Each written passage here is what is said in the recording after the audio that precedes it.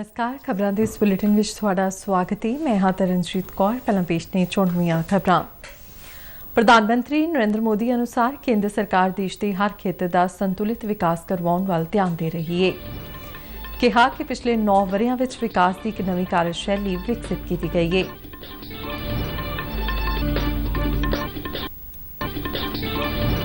ਇੱਕ ਸਰਵੇਖਣ ਅਨੁਸਾਰ ਮਨ ਕੀ ਬਾਤ ਪ੍ਰੋਗਰਾਮ ਨੇ ਲੋਕਾਂ ਤੇ ਹਾਂ ਪੱਖੀ ਅਸਰ ਪਾ ਕੇ ਉਹਨਾਂ ਵਿੱਚ ਖੁਸ਼ੀ ਤੇ ਆਸ਼ਾਵਾਦ ਦੀ ਭਾਵਨਾ ਪੈਦਾ ਕੀਤੀ ਹੈ।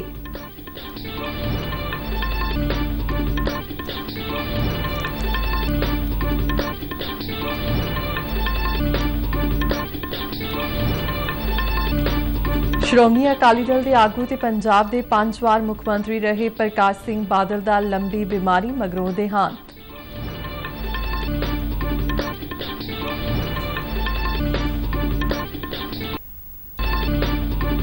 ਤੇ ਮੌਸਮ ਵਿਭਾਗ ਨੇ 27 ਤੋਂ 29 ਅਪ੍ਰੈਲ ਤੱਕ ਮੌਸਮ ਦੇ ਇੱਕ ਵਾਰ ਫਿਰ ਵਿਗੜਨ ਦੀ ਸੰਭਾਵਨਾ ਦੱਸਦਿਆਂ ਯੈਲੋ ਅਲਰਟ ਕੀਤਾ ਜਾਰੀ। ਤੇ ਹੁਣ ਖਬਰਾਂ ਵਿਸਥਾਰ ਨਾਲ। ਪ੍ਰਧਾਨ ਮੰਤਰੀ ਨਰਿੰਦਰ ਮੋਦੀ ਨੇ ਦਾਦਰਾ ਤੇ ਨਗਰ ਹਵੇਲੀ ਦਾ ਦੌਰਾ ਕੀਤਾ। ਸਿਲਵਾਸਾ ਵਿੱਚ ਇੱਕ ਸਮਾਗਮ ਦੌਰਾਨ ਉਨ੍ਹਾਂ ਆਵਾਸ ਯੋਜਨਾ ਤਹਿਤ ਲਾਭਪਾਤਰੀਆਂ ਨੂੰ ਮਕਾਨਾਂ ਦੀਆਂ ਚਾਬੀਆਂ ਸੌਂਪੀਆਂ। ਪ੍ਰਧਾਨ ਮੰਤਰੀ ਨਰਿੰਦਰ ਮੋਦੀ ਨੇ ਕਿਹਾ ਕਿ ਕੇਂਦਰ ਸਰਕਾਰ ਦੇਸ਼ ਦੇ ਹਰ ਖੇਤਰ ਦਾ ਸੰਤੁਲਿਤ ਵਿਕਾਸ ਕਰਵਾਉਣ ਵੱਲ ਧਿਆਨ ਦੇ ਰਹੀ ਹੈ ਅਤੇ ਪਿਛਲੇ 9 ਵਰ੍ਹਿਆਂ ਵਿੱਚ ਵਿਕਾਸ ਦੀ ਇੱਕ ਨਵੀਂ ਕਾਰਜਸ਼ੈਲੀ ਵਿਕਸਿਤ ਕੀਤੀ ਗਈ ਹੈ। ਉਨ੍ਹਾਂ ਕਿਹਾ ਕਿ ਕੇਂਦਰ ਸ਼ਾਸਿਤ ਪ੍ਰਦੇਸ਼ ਦੇਸ਼ ਭਰ ਨੂੰ ਇੱਕ ਪ੍ਰੇਰਨਾ ਦੇ ਰਿਹਾ ਹੈ। ਉਨ੍ਹਾਂ ਕਿਹਾ ਕਿ ਦਾਦਰਾ ਨਗਰ ਹਵੇਲੀ ਦੇ ਵਿਕਾਸ ਤੇ ਬੀਤੇ 5 ਵਰ੍ਹਿਆਂ ਵਿੱਚ ਤਕਰੀਬਨ 5000 ਕਰੋੜ ਰੁਪਏ ਤੋਂ ਵੱਧ ਖਰਚ ਕੀਤੇ ਗਏ ਨੇ। ਪ੍ਰਧਾਨ ਮੰਤਰੀ ਨਰਿੰਦਰ ਮੋਦੀ ਨੇ 4850 ਕਰੋੜ ਰੁਪਏ ਦੇ 96 ਪ੍ਰੋਜੈਕਟਾਂ ਦਾ ਉਦਘਾਟਨ ਕੀਤਾ ਅਤੇ ਨੀਂਹ ਪੱਥਰ ਰੱਖਿਆ। केंद्र की भाजपा सरकार सबका साथ, सबका विकास, सबका विश्वास और सबका प्रयास के मंत्र पर चल रही है। देश के हर क्षेत्र का विकास हो, देश के हर क्षेत्र का संतुलित विकास हो, इस पर हमारा बहुत जोर है। लेकिन देश का ये भी दुर्भाग्य रहा है कि अनेक दशकों तक विकास को राजनीति के वोट बैंक के तराजू पर ही तोला गया। योजनाओं की, प्रोजेक्ट्स की घोषणाएं देखकर तो बहुत कुछ होती थी, लेकिन कैसे होती थी, कहां से कितना वोट मिलेगा, किस वर्ग को खुश करने से वोट मिलेगा, जिनकी पहुंच नहीं थी, जिनकी आवाज कमजोर थी, वो अभाव में रहे, विकास यात्रा में पीछे छूटते गए।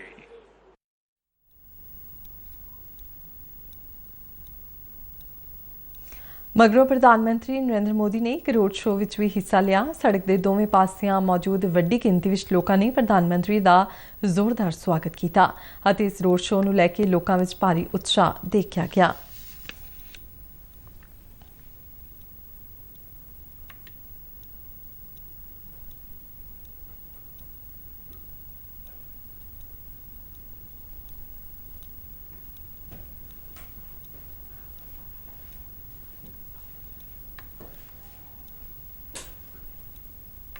ਪ੍ਰਧਾਨ ਮੰਤਰੀ ਨੂੰ ਸਿੱਧੇ ਭੇਜੇ ਜਾਂ ਆਕਾਸ਼ਵਾਣੀ ਰਾਹੀਂ ਭੇਜੇ ਗਏ ਮਨ ਕੀ ਬਾਤ ਪ੍ਰੋਗਰਾਮ ਲਈ ਬਹੁਤ ਸਾਰੇ ਫੀਡਬੈਕ ਪ੍ਰਾਪਤ ਹੋਏ ਨੇ।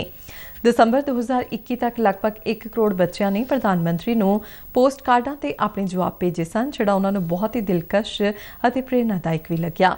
30 ਜਨਵਰੀ 2022 ਨੂੰ ਪ੍ਰਸਾਰਿਤ ਮਨ ਕੀ ਬਾਤ ਐਪੀਸੋਡ ਵਿੱਚ ਪ੍ਰਧਾਨ ਮੰਤਰੀ ਨੇ ਉਹਨਾਂ ਦੇ ਭਰਵੇਂ ਹੁੰਗਾਰੇ ਨੂੰ ਸਵੀਕਾਰ ਕਰਦਿਆਂ ਕਿਹਾ ਕਿ ਭਾਰਤ ਦਾ ਭਵਿੱਖ ਉਜਵਲ ਹੈ। मेरे प्यारे देशवासियों, अमृत महोत्सव पर आप सब साथी मुझे ढेरों पत्र और मैसेज भेजते हैं, कई सुझाव भी देते हैं। इसी श्रृंखला में कुछ ऐसा हुआ है जो मेरे लिए अविस्मरणीय है। मुझे 1 करोड़ से ज्यादा बच्चों ने अपने मन की बात पोस्टकार्ड के जरिए लिखकर भेजी है। ये 1 करोड़ पोस्टकार्ड देश के अलग अलग हिस्सों से आए हैं, विदेश से भी आए हैं। समय निकालकर इनमें से काफी पोस्टकार्ड को मैंने पढ़ने का प्रयास किया है। इन पोस्टकार्ड्स में इस बात के दर्शन होते हैं कि देश के भविष्य के लिए हमारी नई पीढ़ी की सोच कितनी व्यापक और कितनी बड़ी है। ਆਕਾਸ਼ਵਾਣੀ ਤੇ ਹਰ ਮਹੀਨੇ ਦੇ ਆਖਰੀ ਐਤਵਾਰ ਨੂੰ ਪ੍ਰਸਾਰਿਤ ਹੋਣ ਵਾਲੇ ਪ੍ਰਧਾਨ ਮੰਤਰੀ ਦੇ ਮਨ ਕੀ ਬਾਤ ਪ੍ਰੋਗਰਾਮ ਦਾ 100ਵਾਂ ਐਪੀਸੋਡ 30 ਅਪ੍ਰੈਲ ਐਤਵਾਰ ਸਵੇਰੇ 11 ਵਜੇ ਪ੍ਰਸਾਰਿਤ ਕੀਤਾ ਜਾਵੇਗਾ। ਭਾਰਤੀ ਪ੍ਰਬੰਧਨ ਸੰਸਥਾਨ IIM ਰੋਹਤਕ ਅਤੇ ਪ੍ਰਸਾਰ ਭਾਰਤੀ ਨੇ ਮਨ ਕੀ ਬਾਤ ਬਾਰੇ ਇੱਕ ਸਰਵੇਖਣ ਕੀਤਾ ਹੈ। ਸਰਵੇਖਣ ਵਿੱਚ 15 ਸਾਲ ਤੋਂ ਵੱਧ ਉਮਰ ਦੇ 10,000 ਤੋਂ ਵੱਧ ਲੋਕਾਂ ਨੇ ਹਿੱਸਾ ਲਿਆ। ਇਹ ਅੰਕੜੇ ਦੇਸ਼ ਦੇ ਉੱਤਰੀ, ਦੱਖਣੀ, ਪੂਰਬੀ ਅਤੇ ਪੱਛਮੀ ਖੇਤਰਾਂ ਤੋਂ ਨਮੂਨੇ ਰਾਹੀਂ ਇਕੱਠੇ ਕੀਤੇ ਗਏ। ਇਸ ਸਰਵੇਖਣ ਵਿੱਚ ਇਹ ਗੱਲ ਸਾਹਮਣੇ ਆਈ ਹੈ ਕਿ ਮਨ ਕੀ ਬਾਤ ਪ੍ਰੋਗਰਾਮ ਨੇ ਲੋਕਾਂ ਤੇ ਹਾਂ ਪੱਖੀ ਅਸਰ ਪਾਇਆ ਹੈ ਅਤੇ ਉਹਨਾਂ ਵਿੱਚ ਖੁਸ਼ੀ ਤੇ ਆਸ਼ਾਵਾਦ ਦੀ ਭਾਵਨਾ ਪੈਦਾ ਕੀਤੀ ਹੈ। ਇੱਕ ਰਿਪੋਰਟ। ਸਰਵੇਖਣ ਦਾ ਸਿਰਲੇਖ ਹੈ ਮਨ ਕੀ ਬਾਤ ਦੇ ਸਰੋਤਿਆਂ ਦੇ ਹੁੰਗਾਰੇ ਅਤੇ ਭਾਵਨਾਵਾਂ ਦਾ ਵਿਸ਼ਲੇਸ਼ਣ। IIM ਰੋਹਤਕ ਦੇ ਡਾਇਰੈਕਟਰ ਪ੍ਰੋਫੈਸਰ ਧੀਰਜ P ਸ਼ਰਮਾ ਨੇ ਨਵੀਂ ਦਿੱਲੀ ਵਿੱਚ ਦੱਸਿਆ ਕਿ ਸਰਵੇਖਣ ਵਿੱਚ ਸਾਹਮਣੇ ਆਇਆ ਕਿ ਮਨ ਕੀ ਬਾਤ ਪ੍ਰੋਗਰਾਮ ਬਾਰੇ ਤਕਰੀਬਨ 96% ਲੋਕ ਜਾਣੂ ਨੇ ਅਤੇ 100 ਕਰੋੜ ਤੋਂ ਵੱਧ ਲੋਕ ਇਸ ਨੂੰ ਘੱਟੋ ਘੱਟ ਇੱਕ ਵਾਰ ਸੁਣ ਚੁੱਕੇ ਨੇ। 23 ਕਰੋੜ ਲੋਕਾਂ ਨੇ ਪ੍ਰੋਗਰਾਮ ਨੂੰ ਨਿਯਮਿਤ ਤੌਰ ਤੇ ਸੁਣਿਆ ਜਾਂ ਦੇਖਿਆ ਹੈ, ਜਦਕਿ 41 ਕਰੋੜ ਲੋਕ ਅਜਿਹੇ ਨੇ ਜਿਨ੍ਹਾਂ ਕੋਲ ਕਦੇ ਕਦਾਈ ਸਰੋਤਿਆਂ ਤੋਂ ਨਿਯਮਿਤ ਸਰੋਤਿਆਂ ਵਿੱਚ ਤਬਦੀਲ ਹੋਣ ਦੀ ਗੁੰਜਾਇਸ਼ ਹੈ। ਪ੍ਰੋਫੈਸਰ ਸ਼ਰਮਾ ਅਨੁਸਾਰ ਪ੍ਰਧਾਨ ਮੰਤਰੀ ਨਰਿੰਦਰ ਮੋਦੀ ਦਾ ਸੰਚਾਰ ਦਾ ਤਰੀਕਾ ਅਤੇ ਉਹਨਾਂ ਦਾ ਵਿਆਪਕ ਗਿਆਨ ਦਰਸ਼ਕਾਂ ਨੂੰ ਭਾਵਨਾਤਮਕ ਤੌਰ ਤੇ ਜੋੜਦਾ ਹੈ ਅਤੇ ਮਨ ਕੀ ਬਾਤ ਦੇ ਸਰੋਤਿਆਂ ਦੀ ਵੱਧਦੀ ਗਿਣਤੀ ਦਾ ਇਹੀ ਮੁੱਖ ਕਾਰਨ ਹੈ।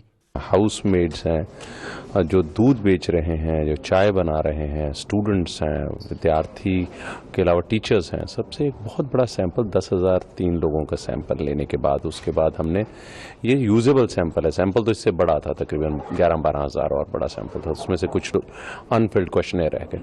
तो इतने बड़े सैंपल को पूरी स्टेट से लेने के बाद जब हमने उसको निकाला तो हमें ये निष्कर्ष मिलता है कि तकरीबन 96% जो लोग हैं वो मन की बात के बारे में जानते हैं। ਸਰਵੇਖਣ ਵਿੱਚ ਇਹ ਵੀ ਸਾਹਮਣੇ ਆਇਆ ਕਿ 44.7% ਲੋਕਾਂ ਨੇ ਟੈਲੀਵਿਜ਼ਨ ਰਾਹੀਂ ਮਨ ਕੀ ਬਾਤ ਸੁਣਨਾ ਜਾਂ ਦੇਖਣਾ ਪਸੰਦ ਕੀਤਾ, ਜਦਕਿ 37.6% ਲੋਕਾਂ ਨੇ ਮੋਬਾਈਲ ਫੋਨ ਰਾਹੀਂ ਇਹ ਪ੍ਰੋਗਰਾਮ ਸੁਣਿਆ। ਸਿਰਫ 17.6% ਲੋਕਾਂ ਨੇ ਰੇਡੀਓ ਰਾਹੀਂ ਮਨ ਕੀ ਬਾਤ ਪ੍ਰੋਗਰਾਮ ਨੂੰ ਸੁਣਿਆ ਹੈ। ਮਨ ਕੀ ਬਾਤ ਸੁਣਨ ਤੋਂ ਬਾਅਦ 60% ਲੋਕਾਂ ਨੇ ਰਾਸ਼ਟਰ ਨਿਰਮਾਣ ਵਿੱਚ ਯੋਗਦਾਨ ਪਾਉਣ ਵਿੱਚ ਦਿਲਚਸਪੀ ਦਿਖਾਈ ਅਤੇ 59% ਲੋਕਾਂ ਨੇ ਸਰਕਾਰ ਵਿੱਚ ਭਰੋਸਾ ਪ੍ਰਗਟਾਇਆ।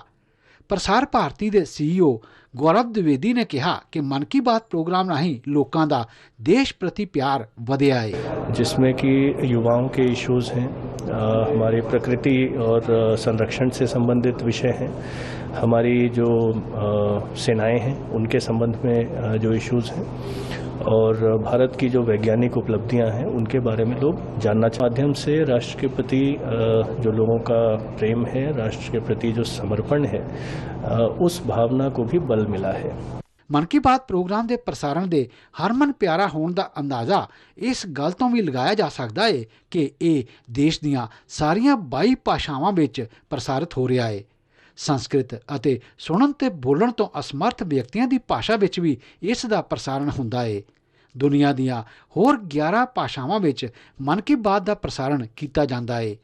65% ਲੋਕ ਹਿੰਦੀ ਵਿੱਚ, 18% ਅੰਗਰੇਜ਼ੀ ਵਿੱਚ ਅਤੇ ਬਾਕੀ ਲੋਕ ਹੋਰਨਾਂ ਭਾਸ਼ਾਵਾਂ ਵਿੱਚ ਇਸ ਪ੍ਰੋਗਰਾਮ ਦੇ ਪ੍ਰਸਾਰਣ ਨੂੰ ਸੁਣਦੇ ਜਾਂ ਦੇਖਦੇ ਨੇ। ਬਿਊਰੋ ਰਿਪੋਰਟ, ਦੂਰਦਰਸ਼ਨ ਸਮਾਚਾਰ। ਸ਼੍ਰੋਮਣੀ ਅਕਾਲੀ ਦਲ ਦੇ ਸਰਪ੍ਰਸਤ ਅਤੇ ਪੰਜਾਬ ਦੇ ਸਾਬਕਾ ਮੁੱਖ ਮੰਤਰੀ ਪ੍ਰਕਾਸ਼ ਸਿੰਘ ਬਾਦਲ ਦਾ ਅੱਜ ਸ਼ਾਮ ਦੇਹਾਂਤ ਹੋ ਗਿਆ ਹੈ। ਉਹ ਮੋਹਾਲੀ ਦੇ ਇੱਕ ਨਿੱਜੀ ਹਸਪਤਾਲ ਵਿੱਚ ਪਿਛਲੇ ਕੁਝ ਦਿਨਾਂ ਤੋਂ ਜ਼ੇਰੇ ਇਲਾਜ ਸਨ। 95 ਸਾਲ ਦੇ ਪ੍ਰਕਾਸ਼ ਸਿੰਘ ਬਾਦਲ 5 ਵਾਰ ਪੰਜਾਬ ਦੇ ਮੁੱਖ ਮੰਤਰੀ ਰਹੇ। ਪ੍ਰਕਾਸ਼ ਸਿੰਘ ਬਾਦਲ ਨੇ ਆਪਣੀ ਸਿਆਸਤ ਸੰਨ 1947 ਤੋਂ ਸ਼ੁਰੂ ਕੀਤੀ ਸੀ ਅਤੇ ਸਭ ਤੋਂ ਘੱਟ ਉਮਰ ਦੇ ਸਰਪੰਚ ਚੁਣੇ ਗਏ ਸਨ। ਉਹਨਾਂ 1957 ਵਿੱਚ ਆਪਣੀ ਪਹਿਲੀ ਅਸੈਂਬਲੀ ਚੋਣ ਲੜੀ। ਉਹ ਕੇਂਦਰ ਵਿੱਚ ਮੰਤਰੀ ਵੀ ਰਹੇ। ਸੰਨ 2022 ਦੀਆਂ ਪੰਜਾਬ ਅਸੈਂਬਲੀ ਚੋਣਾਂ ਲੜਨ ਵਾਲੇ ਉਹ ਸਭ ਤੋਂ ਵੱਧ ਉਮਰ ਦੇ ਉਮੀਦਵਾਰ ਬਣੇ। ਪ੍ਰਕਾਸ਼ ਸਿੰਘ ਬਾਦਲ ਦੀ ਮ੍ਰਿਤਕ ਦੇਹ ਨੂੰ ਉਹਨਾਂ ਦੇ ਜੱਦੀ ਪਿੰਡ ਬਠਿੰਡਾ ਜ਼ਿਲ੍ਹੇ ਦੇ ਲੰਬੀ ਵਿਖੇ ਲਿਜਾਇਆ ਜਾ ਰਿਹਾ ਹੈ। ਭਾਰਤ ਨੇ ਸੁਡਾਨ ਵਿੱਚ ਫਸੇ ਆਪਣੇ ਨਾਗਰਿਕਾਂ ਨੂੰ ਵਾਪਸ ਲਿਆਉਣ ਲਈ ਆਪਰੇਸ਼ਨ ਕਾਵੇਰੀ ਸ਼ੁਰੂ ਕੀਤਾ ਹੈ। ਵਿਦੇਸ਼ ਮੰਤਰਾਲਾ ਦੇ ਬੁਲਾਰੇ ਅਰਿੰਦਮ ਬਾਗਚੀ ਨੇ ਇੱਕ ਟਵੀਟ ਵਿੱਚ ਕਿਹਾ ਕਿ ਸੁਡਾਨ ਵਿੱਚ ਫਸੇ ਹੋਏ ਭਾਰਤੀਆਂ ਦਾ ਪਹਿਲਾ ਬੈਚ ਸੁਡਾਨ ਤੋਂ ਰਵਾਨਾ ਹੋ ਗਿਆ ਹੈ। INS ਸੁਮੇਧਾ ਵਿੱਚ 278 ਲੋਕ ਸਵਾਰ ਨੇ। ਇਹ ਲੋਕ ਸੁਡਾਨ ਬੰਦਰਗਾਹ ਤੋਂ ਜੇਦਾ ਲਈ ਰਵਾਨਾ ਹੋਏ ਨੇ।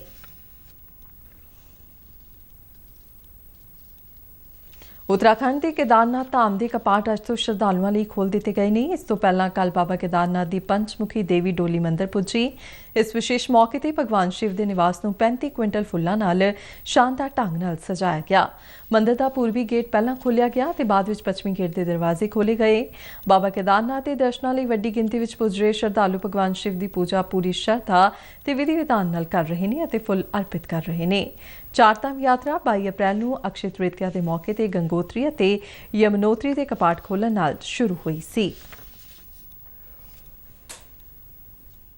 आज परंपरा के अनुसार हमने कपाट 6:20 खोल दिया गया है। दर्शन बहुत बढ़िया, पहली बार बहुत बढ़िया दर्शन हुए और केदार घाटी वो घाटी है यहाँ पर टोटली पॉजिटिव एनर्जी मिलती है। जहाँ शंकराचार्य जी ने, आदि शंकराचार्य ने हमारी समाधि लीन ली, वो जगह है केदार। ਭਾਰਤੀ ਜਨਤਾ ਪਾਰਟੀ ਨੇ ਇਤਿਹਾਸਿਕ ਗੁਰਦੁਆਰਾ ਕੋਤਵਾਲੀ ਮੋਰਿੰਡਾ ਤੇ ਗੋਲੇਵਾਲਾ ਪਿੰਡ ਵਿੱਚ ਹੋਈਆਂ ਬੇਅਦਬੀ ਦੀਆਂ ਘਟਨਾਵਾਂ ਦੀ ਸਖਤ ਸ਼ਬਦਾਂ ਵਿੱਚ ਨਿੰਦਾ ਕਰਦੇ ਹੋਏ ਬੇਅਦਬੀ ਕਰਨ ਵਾਲਿਆਂ ਖਿਲਾਫ ਸਖਤ ਕਾਰਵਾਈ ਦੀ ਮੰਗ ਕੀਤੀ ਹੈ। ਜਲੰਧਰ ਵਿੱਚ ਅੱਜ ਇੱਕ ਪ੍ਰੈਸ ਕਾਨਫਰੰਸ ਨੂੰ ਸੰਬੋਧਨ ਕਰਦਿਆਂ ਪਾਰਟੀ ਦੀ ਕੌਮੀ ਕਾਰਜਕਾਰਨੀ ਦੇ ਮੈਂਬਰ ਰਾਣਾ ਗੁਰਮੀਤ ਸਿੰਘ ਸੋਢੀ ਨੇ ਕਿਹਾ ਕਿ ਆਮ ਆਦਮੀ ਪਾਰਟੀ ਦੀ ਸਰਕਾਰ ਵੱਲੋਂ ਸਖਤ ਕਾਰਵਾਈ ਨਾ ਕੀਤੇ ਜਾਣ ਕਾਰਨ ਸ਼ਰਾਰਤੀ ਅਨਸਰਾਂ ਦੇ ਹੌਸਲੇ ਬੁਲੰਦ ਹੋ ਰਹੇ ਨੇ ਅਤੇ ਉਹ ਜਿਹੀਆਂ ਬੇਅਦਬੀ ਦੀਆਂ ਘਟਨਾਵਾਂ ਨੂੰ ਅੰਜਾਮ ਦੇ ਰਹੇ ਨੇ। उन्होंने कहा कि अपराधियों को कानून का कोई डर नहीं रहा तो रोजाना अजियां घटनावां वापर रही ने। बेअदबी मामले में सूबा सरकार वालों पेश सप्लीमेंटरी चलान में उन्होंने लोक सभा की जिमनी चोण मौके एक चोण स्टंट दस्या। पंजाब के मुख चोण अधिकारी सिबन सिंह ने लोकतंत्र की होर मजबूती लिए नौजवानों वोट के अधिकार की वरतों करने का सद्दा देंदियां कहा है कि 10 मई को जलंधर लोक सभा हल्के की जिमनी चोण लिए वो वोट जरूर पाउण। जलंधर के एक निजी कॉलेज में अज होए एक समागम को संबोधन करदियां उन्होंने कहा कि जलंधर वोट फीसद लिए एक प्रगतिशील जिला बनाने वास्ते सारियां नूं वोटिंग विच उत्साह दिखाना चाहिए है। सिबन सिंह ने नैतिक वोटिंग की महत्ता ते जोर देंदियां कहा कि सारियां नूं नैतिक वोटिंग का संकल्प लैंदियां ईमानदारी नाल वोट पाउणी चाहिए है तां जो लोकतंत्र दीआं कदरां कीमतां होर मजबूत कीतियां जा सकण। समागम दौरान नवें बने वोटरां ते दिव्यांग ते थर्ड जेंडर वोटरां का सन्मान किया गया। इस मौके वधीक मुख चोण अधिकारी विपुल उज्जवल और डिप्टी कमिश्नर जसप्रीत सिंह समेत होर अधिकारी भी मौजूद रहे। मोगा जिले के पिंड रोडे तो बीते दिनी गिरफ्तार किए गए वारिस पंजाब के जथेबंदी के मुखी अमृतपाल सिंह बारे पंजाब सरकार ने अपनी रिपोर्ट केंद्रीय गृह मंत्रालय को भेज दी है। खबर एजेंसी हिंदुस्तान समाचार अनुसार कौमी जांच एजेंसी NIA ने भी इस बारे अपनी शुरुआती जांच रिपोर्ट गृह मंत्रालय को भेजी है। दस्सिया जाता है कि फरार होने समय अमृतपाल विदेशी नंबर की वरतों कर रहा सी और WhatsApp कॉलिंग राही अपने साथियों के संपर्क में सी। गृह मंत्रालय ने पंजाब सरकार को अमृतपाल के फरार होने तो गिरफ्तारी तक के समय संबंधी पूरी रिपोर्ट भेजने लई आख्या सी। इस दौरान श्रोमणी अकाली दल के प्रधान सुखबीर सिंह बादल ने मांग की कि पिछले महीनों दौरान खास तौर पर जलंधर जिमनी चोण के ऐलान मगरों वापरियां भड़काऊ घटनावां पिछे डूंघी साजिश होने की धारणा नूं वेखदियां इस मामले की उच्च पद्धरी ते निरपक्ष जांच करवाई जानी चाहिए है। उन्होंने कहा कि यह जांच पंजाब ते हरियाणा हाईकोर्ट के जज तो करवाई जाए। सुखबीर सिंह बादल ने कहा कि हर पंजाबी चाहता है कि इस साजिश पिछे मास्टरमाइंड नूं बेनकाब करके सज़ा मिलनी चाहिए और पंजाबियों नूं यह जानने का हक है कि इन्हां साजिशां नूं सिरे चढ़ाउण पिछे किस दा हथ है। पंजाब के ज्यादातर इलाकों में अगले 2 दिन दौरान मौसम आम तौर पर साफ बनिया रहेगा। हालांकि 27 अप्रैल को किते किते जबकि 28 ते 29 अप्रैल को सूबे के सारे जिलों में मौसम एक बार फिर खराब होने की संभावना मौसम विभाग ने प्रगटाई है तो येलो अलर्ट जारी किया है। इस दौरान गरज चमक नाल छिट्टे पै सकते हैं 30 तो 40 किलोमीटर प्रति घंटे की रफ्तार नाल तेज हवावां चल सकदियां ने। मौसम माहिरां मुताबिक उत्तर पश्चिमी राजस्थान और उसके नाल लगदे इलाकों में पश्चिमी पौड़ां की गड़बड़ी के चलदियां मौसम में बदलाव हो सकता है। इस नाल दिन के तापमान में 2 तो 4 डिग्री सेल्सियस तक की गिरावट दर्ज की जा सकती है। खबरों के बुलेटिन साढ़े दर्शक RNU DDK जलंधर के YouTube चैनल फेसबुक पेज और ट्विटर हैंडल से भी वेख सकते हैं। तो बुलेटिन के अखीर में चुणवीं खबरां एक बार फिर तो प्रधानमंत्री नरेंद्र मोदी अनुसार केंद्र सरकार देश के हर खेतर का संतुलित विकास करवाने वाल ध्यान दे रही है। कहा कि पिछले 9 वरियां विच विकास की एक नवी कार्यशैली विकसित की गई है। एक सर्वेखण अनुसार मन की बात प्रोग्राम ने लोगों ते हाँ पक्षी असर पा के उन्हां विच खुशी ते आशावाद की भावना पैदा की है। श्रोमणी अकाली दल के आगू ते पंजाब के 5 बार मुख मंत्री रहे प्रकाश सिंह बादल का लंबी बीमारी मगरों देहांत। मौसम विभाग ने 27 तो 29 अप्रैल तक मौसम की एक बार फिर विगड़न की संभावना दसदियां येलो अलर्ट किया जारी। इस नाल ही खबरों का बुलेटिन खत्म होंदा है। इजाजत दिओ, नमस्कार।